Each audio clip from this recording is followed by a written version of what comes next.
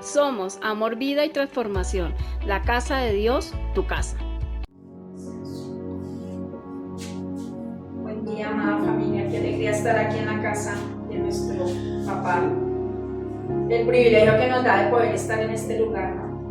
Entonces, hoy tengo el privilegio de predicar la palabra del Señor. Cada vez que uno se para aquí, lo hacemos con temor y temblor, porque no es fácil predicar la palabra del Señor, el mensaje que Dios quiere darnos, el mensaje que nos quiere llevar a que lo pongamos en práctica, porque sabemos que cada mensaje es para que lo pongamos en práctica.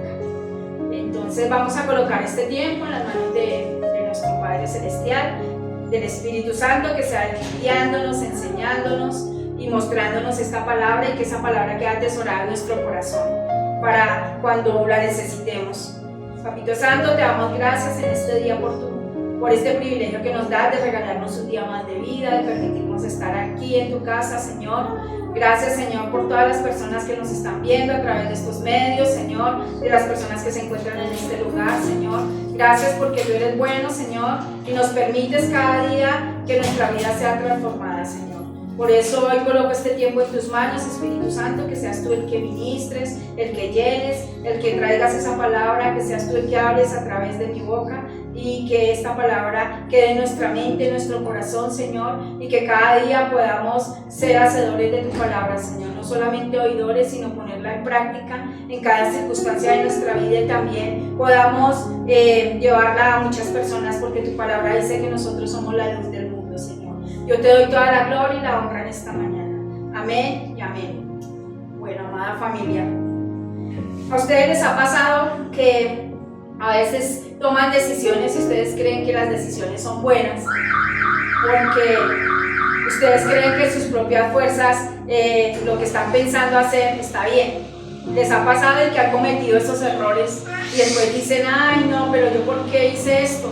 ¿Por qué no consulté con Dios primero para tomar esas decisiones, no?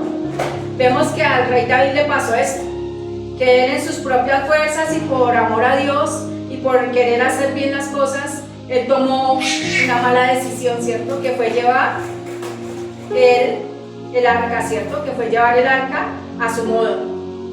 Como él se reunió con muchas personas y hablaron y dijeron, no, la vamos a llevar porque Dios merece un lugar, porque Dios merece estar en ese lugar especial, entonces le vamos a hacer lugar y la vamos a llevar. Pero resulta que las cosas no salieron bien. ¿Y ustedes saben por qué no salieron bien?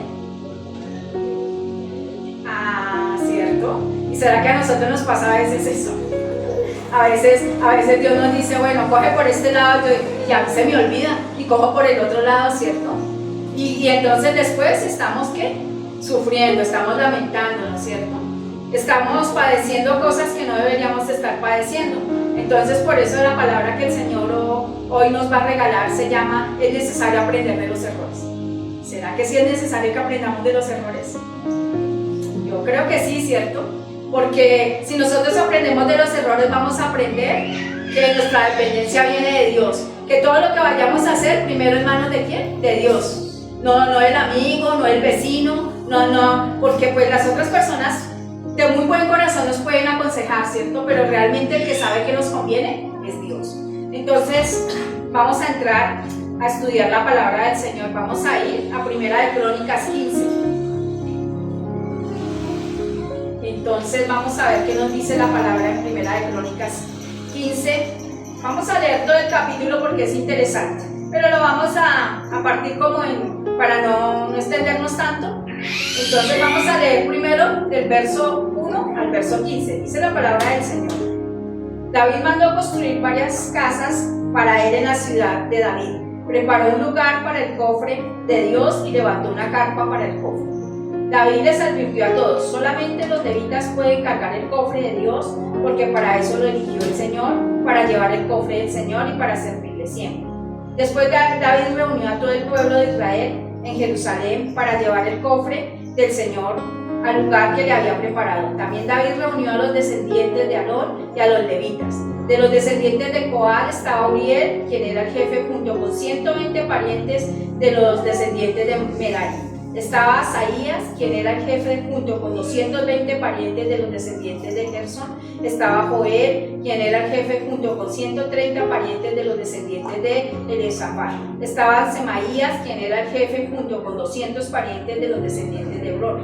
Estaba Eliel, quien era el jefe junto con 80 parientes de los descendientes de Uziel. Estaba Aminadab, quien era el jefe junto con 112 parientes. Luego David se reunió con algunos sacerdotes y levitas. Los sacerdotes eran Sadoc, Abiatar, los levitas eran Uriel, Isaías, Joel, Semaías, Eliel y Aminadab. En la reunión David les dijo: ustedes son los líderes y jefes de las familias de los levitas, así que purifíquense y hagan que todos los levitas se purifiquen ante Dios. Así podrán llevar el cofre del Señor, Dios de Israel, al lugar que yo les preparé.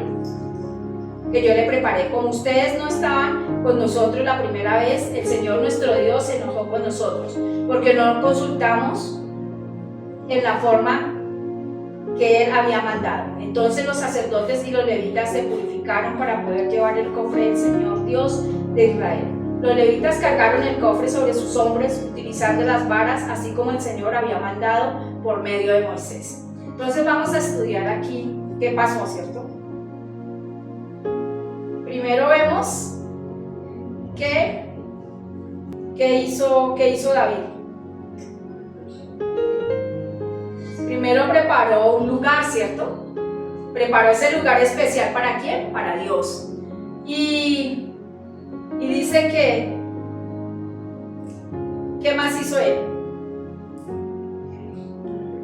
Reunió los sacerdotes.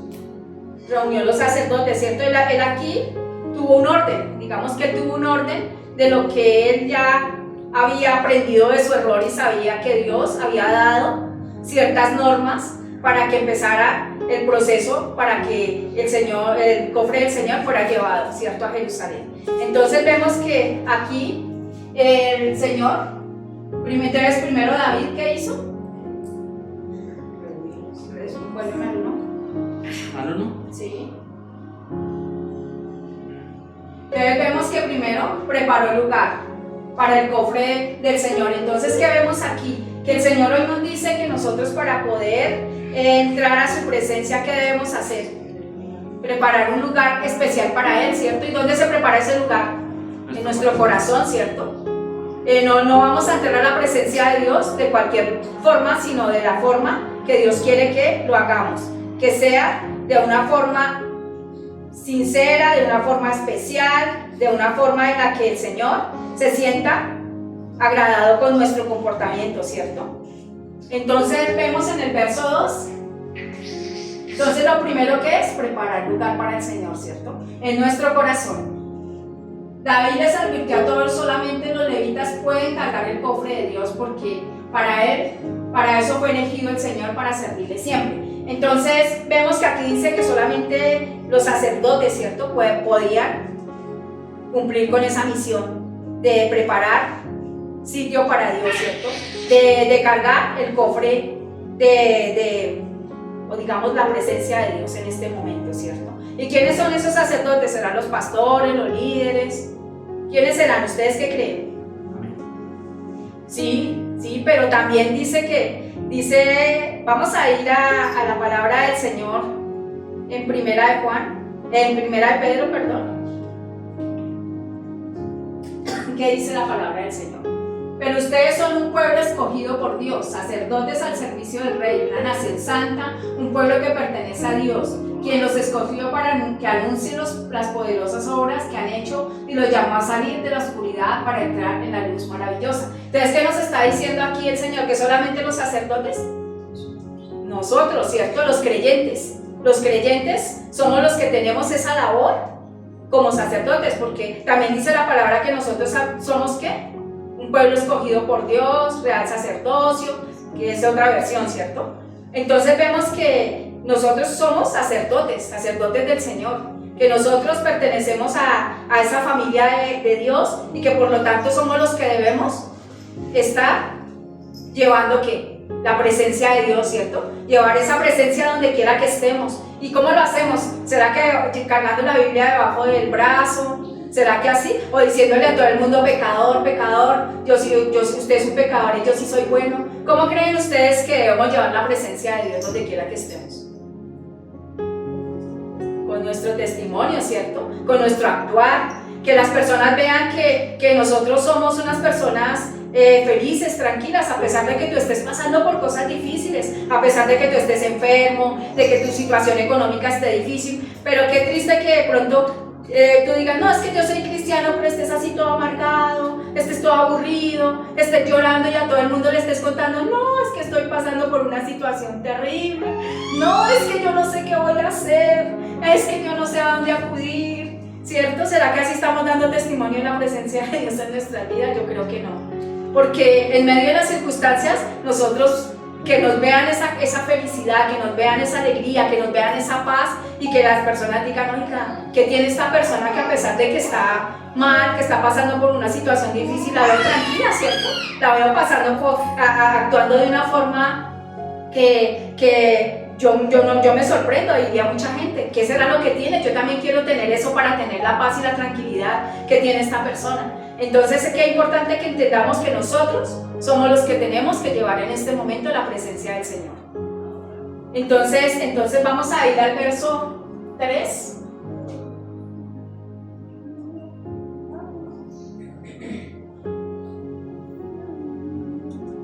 Entonces dice la palabra del Señor: después David reunió a todo el pueblo de Israel en Jerusalén para llevar el cofre al lugar que les había preparado. El 4. También David reunió a los descendientes de Aarón y a los levitas. Entonces aquí, ¿qué dice? Que aquí David, ¿a quién reunió? A todo el pueblo de Dios, ¿cierto? Y reunió también a los levitas. ¿Y a quién más? Y a los descendientes. ¿Y quiénes eran los descendientes de Aarón? Sacerdotes, ¿cierto? Porque Aarón, ¿qué era? Aarón era un sacerdote. Entonces dice que reunió, que eso es lo que está haciendo el Señor hoy en este día. Hoy nos reunió para mostrarnos de que nosotros, ¿qué somos? Los que llevamos la presencia de Dios, ¿cierto? Y que tenemos que, como tal, hacer ciertas cosas. ¿Y cuál era una de las primeras cosas que nos mandó a hacer? A prepararle el lugar, ¿cierto? A preparar lugar en nuestro corazón, ese lugar especial, que todo el mundo vea que tenemos a Dios en nuestro corazón, que tenemos a Dios en nuestra vida, que Él ha marcado una diferencia en nosotros, y más las personas que nos conocieron antes, ¿cierto? Que vean que ya no somos los mismos, que uy, este ya no se enoja por nada, uy, este no se la pasa llorando por todo, quejándose por todo, ¿cierto? Sino que vean una actitud diferente en nosotros. Entonces eso quiere decir que ya hemos preparado lugar para el Señor. Entonces, y hoy el Señor nos está citando y nos está diciendo, oiga, ustedes son mis sacerdotes, ustedes son mi pueblo escogido. Entonces, ¿qué está pasando con ustedes? ¿Por qué los veo que no me están preparando el lugar? ¿Por qué veo que sus corazones están apartados de mí? ¿Por qué veo que no están buscando de mi presencia para esas circunstancias que están viviendo? ¿Por qué están tristes? ¿Por qué están derrotados? ¿Qué pasa? Hoy el Señor nos está haciendo ese llamado. Entonces vamos a ir al siguiente versículo. Dice el versículo 5: de los descendientes de Coat estaba Uriel, quien era el jefe, junto con 120 parientes. Entonces el 6, el 7, de los descendientes de, bueno, aquí ya nos muestra todos los descendientes de ¿qué? De la familia de Aarón, ¿cierto? Entonces ahí también nos muestra, en el 7 también, en el 8 también. En el 9 también nos muestra quiénes fueron sus descendientes, en el 10, todos descendientes de, o sea, era una familia bastante extensa. Luego David se reunió con algunos sacerdotes y levitas. Los sacerdotes eran Sadoc y Abiatar. Los levitas eran Uriel, Asaías, Joel, Semaías, Eliel y Aminadab. 12. En la reunión David les dijo: ustedes son los líderes y jefes de las familias de los levitas, así que purifíquense y hagan que todos los levitas se purifiquen ante Dios, así podrán llevar el cofre del Señor Dios de Israel al lugar que yo les preparé. Entonces, ¿qué vemos aquí que pasó en el segundo lugar? ¿Cierto? Dios nos dice que nosotros nos tenemos que purificar. ¿Y qué es purificarnos? ¿Limpiarnos de qué? Bañarnos, irnos a bañar con jaboncito, con buen champucito, ¿sí? Que quedemos así bien limpiecitos. Sí, de eso se trata la purificación. Primeramente, y también el tema de purificar es que ¿Ustedes saben qué significa la palabra purificar? Es apartados, es separados. Entonces aquí con la palabra purificar está diciendo que nosotros tenemos que apartarnos para buscar la presencia de Dios. Entonces mire dos cosas importantes que nos ha dicho el Señor, que es la primera, que es preparar lugar para el Señor, ¿cierto? Y no lo preparamos de cualquier forma, ¿cierto? Sino con nuestro corazón. También nos está diciendo que nosotros, ¿qué somos? Los que llevamos la presencia de Dios, ¿cierto? Donde quiera que estemos. Y en tercer lugar nos dice que nos tenemos que purificar, entonces que nos tenemos que ¿qué? Apartar, separar, para buscar la presencia de Él, para poder llevar de mejor forma esa presencia, para poder estar puros, para llevar ese evangelio, ¿cierto? Que donde quiera que estemos podamos llevar la palabra del Señor. Que si una persona necesita un consejo, que no se lo demos de la forma humana.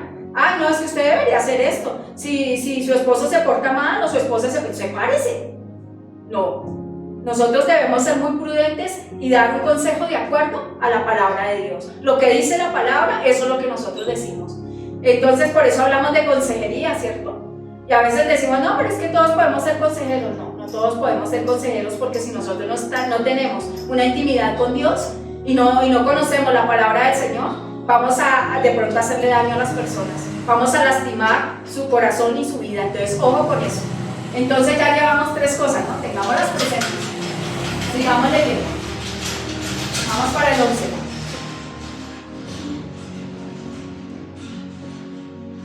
Entonces dice vamos el 12. En la reunión David les dijo: ustedes son los líderes y jefes de las familias de los levitas. Así que a veces ya lo leímos, el 13. Como ustedes no estaban con nosotros la primera vez, el Señor nuestro Dios se enojó con nosotros porque no lo consultamos en la forma que Él había mandado. 14. Entonces los sacerdotes y los levitas se purificaron para poder llevar el cofre del Señor Dios de Israel. Y el 15. Los levitas cargaron el cofre sobre sus hombros utilizando las varas, así como el Señor había mandado por medio de Moisés. ¿Ustedes se acuerdan cuál fue el problema la primera vez que intentaron llevar el cofre del Señor? ¿Qué pasó ahí? ¿Ustedes se acuerdan qué pasó en esa historia? ¿Cierto? Primero que la llevaron en una carreta, ¿cierto? Y aquí que decía que tenían que llevarla ¿a dónde? En los hombros, ¿cierto? ¿Qué más pasó en esa historia cuando la primera vez? Entonces resulta que lo llevaron en una carreta. ¿Con qué? ¿Qué iba cargando la carreta? Unos bueyes, ¿cierto? Unos bueyes eran los que llevaban la carreta. Y aquí que decía que tenía que ser los levitas, ¿cierto? El pueblo de Dios, que tenían que cargarlo en los hombros. Ahí fueron ya los errores. Y al último, ¿qué pasó? ¿Qué tragedia hubo ahí? Porque Dios se enojó a raíz de que no se hizo tal como lo había dicho el Señor. ¿Ustedes se acuerdan qué pasó? Un muerto, ¿cierto? Que eso fue algo terrible.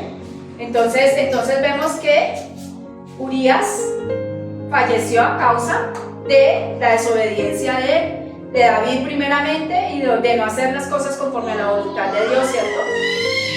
¿Y qué pasó? ¿Será que David se quedó contento con lo que pasó? No, ¿cierto? Dice la palabra que él se enojó. Y él de pronto en ese momento no entendió qué había pasado por qué Dios había actuado así, ¿cierto? Y eso nos pasa a nosotros. A veces decimos, pero si yo estoy haciendo bien las cosas, ¿qué fue lo que pasó aquí? ¿Por qué Dios no me escuchó? ¿Por qué Dios no me respaldó? ¿Por qué la embarré? Si yo estaba haciendo bien las cosas. Yo fui a predicar la palabra, ¿cierto? Yo fui a hablarle a tal persona, yo fui y le dije y nada pasó. ¿Por qué Él no me respaldó en lo que yo dije? Pues aquí vemos por qué no nos respalda a ese Dios.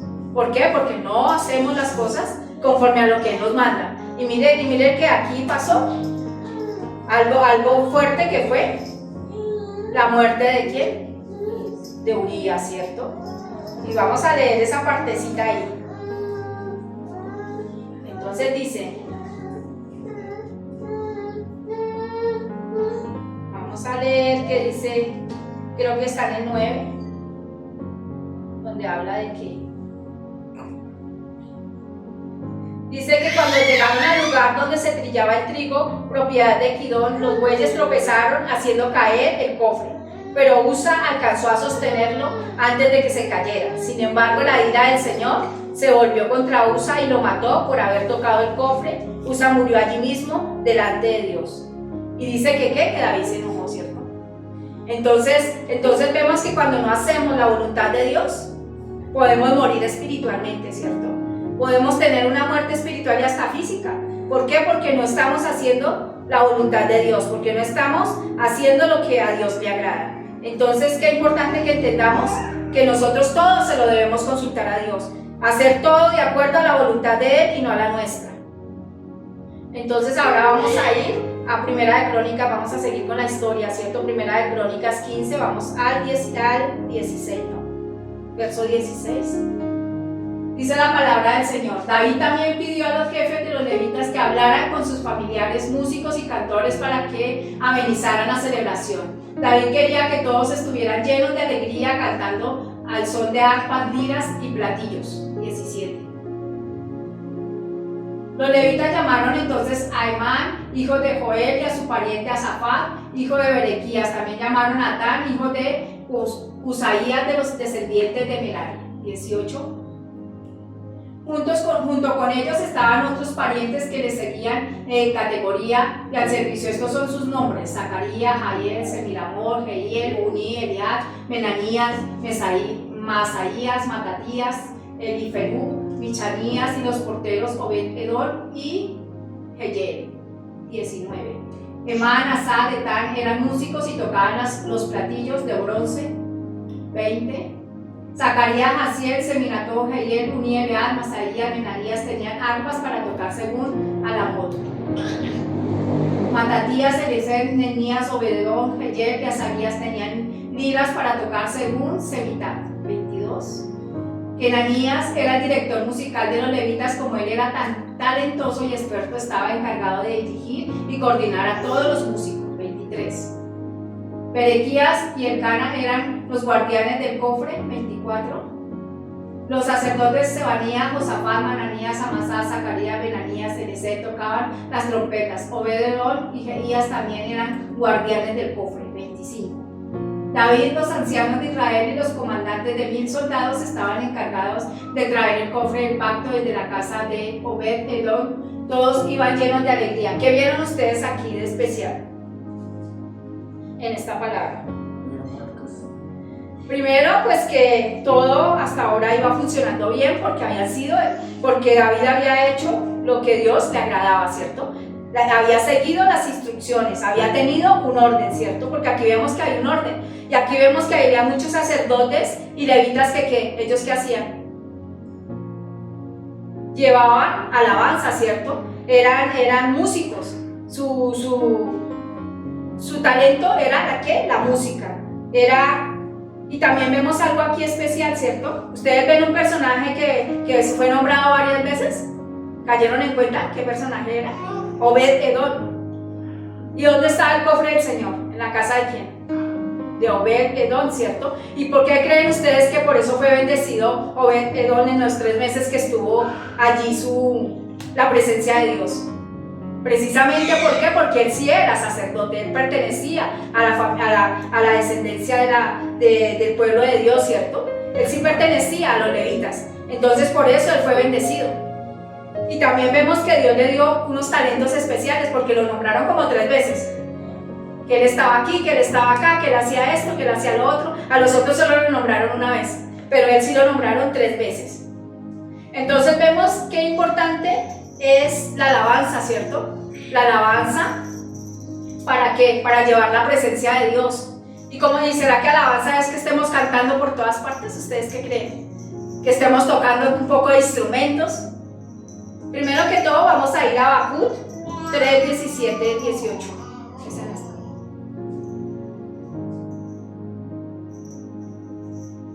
Vamos a ir a Habacuc 3:18. Habacuc, Habacuc 3, 17. Dice la palabra del Señor: aunque la higuera no dé fruto ni la viña produzca uvas, aunque la cosecha del olivo se dañe y los campos no produzcan alimento, aunque no haya ovejas en el corral ni vacas en el establo, Así todo, yo me alegraré en el Señor, el Dios que me salva. ¿Qué nos dice aquí la palabra, cierto? Que en todo tiempo, en toda circunstancia, no solamente cuando tú estés bien, estés feliz alabando al Señor y vengas a la iglesia y levantes manos y alabes con todo tu amor, sino también en los momentos difíciles, en esos momentos en los que estás pasando, que dice aquí, cierto, cuando todo no hay nada, cuando no vemos nada, vemos todo como tan triste, todo desolado, que no tenemos empleo, que no tenemos comida, que estamos enfermos. En toda circunstancia, dice aquí la palabra, alabemos al Señor. ¿Y cómo lo alabamos? ¿A través de qué? De nuestro corazón, de nuestra actitud, de nuestra forma de ir a buscarlo, ¿cierto? Porque a veces no les pasa que cuando ustedes están deprimidos dicen, ay no, yo no voy a la iglesia. No, yo estoy muy triste, yo mejor me quedo aquí acostado. Dios entiende que definitivamente a mí las cosas no me están saliendo bien. ¿Ustedes creen que esa es la actitud que debemos tener? No, lo contrario, debemos buscarlo, ¿cierto? Venir con la mejor actitud, con nuestro amor, a levantar nuestras manos, alabarlo, bendecirlo, glorificarlo, exaltar su nombre. Eso es lo que debemos hacer cuando estamos pasando por esas situaciones difíciles. Pero a veces lo que hacemos, nos quejamos. ¿No les pasa que a ustedes a veces les pasa esas cositas? O vienen pensamientos, ay no, pero Dios no está conmigo. Entonces vemos que aquí en esta palabra David entendió la adoración y que es que cuando adoramos a Dios es estar alegres, es estar con una actitud diferente, ¿cierto? Entonces vemos que se nombraron cantores, que hubo un orden, ¿cierto? Entonces también aquí el Señor que nos está mostrando que Él es un Dios de orden, ¿cierto? Y que nosotros no podemos estar haciendo cosas que Él no nos ha mandado a hacer, sino que siempre debemos hacer lo que Él nos dice que debemos hacer. Que debemos irle a hablar a una persona, obedece. Cuando sientes en tu corazón que tienes que orar por alguien, hazlo. Cuando el Señor te dice, no, ya es tiempo de que me sirvas, es momento de servirle. Entonces, qué importante, y no hacer todo, sino lo que Dios te ha mandado a hacer. Porque Él nos ha dado dones especiales a cada uno, y con esos dones le vamos a servir, y de una forma, ¿qué? De una forma alegre, ¿cierto? De una forma en la que exaltemos su nombre. Entonces, vamos a ir al verso 25 al 28. Devolvámonos a Primera de Crónicas 15, del 25 al 28. Ya para terminar este capítulo 25. Entonces dice David, los ancianos de Israel y los comandantes de 1000 soldados estaban encargados de traer el cofre del pacto desde la casa de Obed-edom. Todos iban llenos de alegría. 26. Como Dios ayudó a los levitas que cargaban el cofre del pacto, se santificaron 7 toros y 7 carneros. 28. David y los levitas, no, sí, 27. David, los levitas que cargaban el cofre, los músicos, los cantores de Ananías, que era el director musical, llevaban túnicas finas de lino. Todo el pueblo de Israel escoltó el cofre del pacto de Dios, iban llenos de júbilo, cantando al ritmo de cuernos de carneros, trompetas, platillos, arpas y liras. Entonces, ¿qué vemos aquí?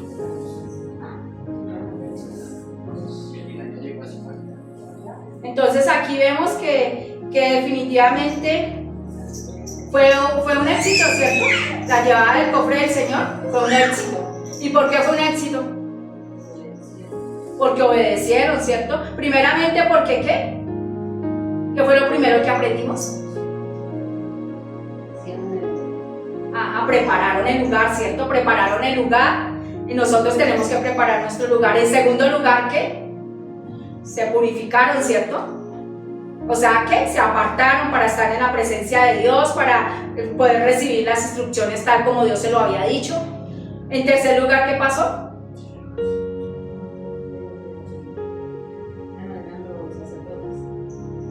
En tercer lugar, vemos que ellos alabaron y bendijeron a Dios de una forma especial, ¿cierto? Ellos aceptaron lo que Dios les había dicho que tenían que hacer. Entonces vemos que definitivamente obedecerle a Dios, apartar lugar para Él, estar en su presencia, todas estas cosas son importantes. ¿Para qué? Y otra cosa importante que vimos ahí, que era, ¿ustedes se acuerdan?